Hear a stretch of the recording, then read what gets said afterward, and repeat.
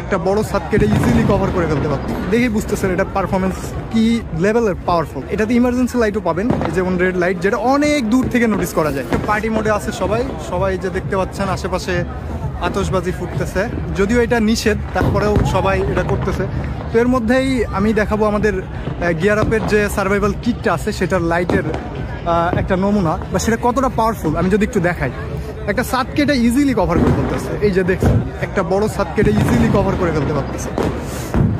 এটাতে আরও কয়েকটা লাইট স্টেজ পাবেন, এটা হচ্ছে সেকেন্ড স্টেজ। এটাতে ওয়ার্ম লাইট পাবেন, এই যে ওয়ার্ম লাইটটা দেখেই বুঝতেছেন এটা পারফরমেন্স কি লেভেলের পাওয়ারফুল।